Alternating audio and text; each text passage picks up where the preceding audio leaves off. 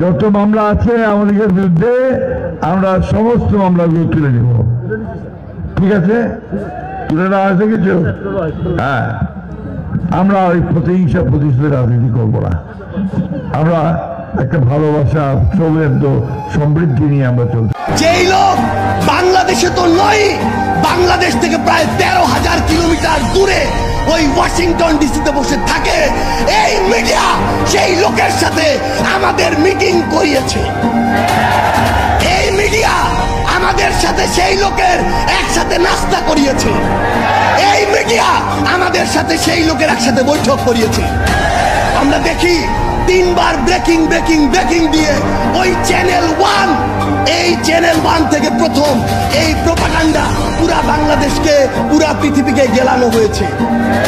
আমরা এখন ওই চ্যানেলের নাম দেখে শান্ত থাকবো না। আমরা দেখবো ওই চ্যানেলের মালিককে। আমরা দেখেছি ওই চ্যানেল 1-এর মালিক হচ্ছে গিয়াসউদ্দিন আল মামুন। আমরা দেখবো ওই গিয়াসউদ্দিন আল মামুনরা কার ছত্রছায়ায় এত বড় প্রোপাগান্ডা করার সাহস পায়। আমাদেরকে মিডিয়া কর্মীরা এটা পর্যন্ত বলেছে, ভাই আমরা কনফার্ম উনি দেশে নেই, কিন্তু উপরের চাপ আছে, আমাদেরকে ব্রেকিং দিতে হয়েছে। আমরা সেই সকল head of multimedia, head of news, ওই প্রডিউসার, ওই মালিকদের বলতে চাই, এই বাংলাদেশে এসব অপকর্ম করে আপনারা আর পার পাবেন না। আর আমরা ছাড় দিব না, ওই গোড়ায় গিয়ে আমরা হাত দিব। আমরা আরেকটি কথা স্পষ্ট করে বলি, আজকে নাকি সিআইডি কে তদন্তের দায়িত্ব দেওয়া হয়েছে।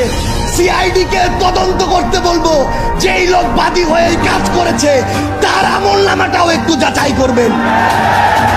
কেঁচো খুঁড়তে যদি সাপ না বের হয় তখন আমাদেরকে দায় দিবেন, এবং সেই সাপ পুরো বাংলাদেশের সামনে আমরা উন্মুক্ত করে ছাড়বো।